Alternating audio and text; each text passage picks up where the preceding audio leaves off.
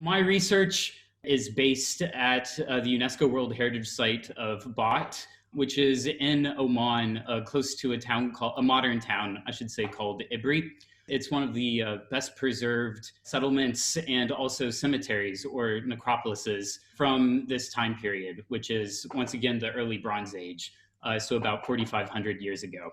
So one of our most exciting finds actually this year at BOT was sort of by chance, and it's that we had a really torrential rainfall where we had more than actually the annual amount of rainfall that happened in less than, I believe, 36 hours. And so what that showed us is that one of the places we were excavating, which is actually a settlement site that dates to about 4,500 years ago, was actually all the houses were organized around this above ground water catchment area. And that area, as it turns out, after the rain, actually held water for more than 2 weeks. So this is really interesting for the archaeology of the region because we normally associate settlement sites from this period either as located on the coast, right? So they're getting water either from the Gulf or the Gulf of Oman, or they're located around below ground water flows, so oases. We've sort of taken a new turn with our most recent research at the BOT project, which is really taking advantage of the fact that there are so many contemporaneous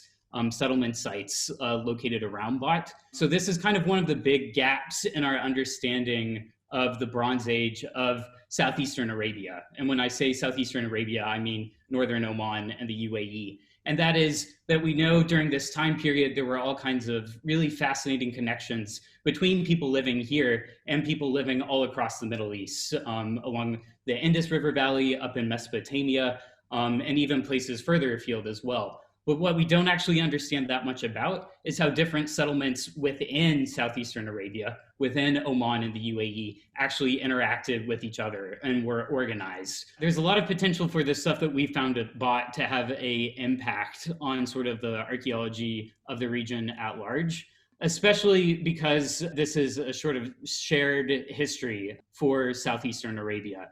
It's a very important time, and it's when we first start to see some of the earliest settlements and when we first begin to see people cultivating date palms and kind of making their first forays into agriculture as well. This is obviously a crucial time period for understanding the history of the whole region.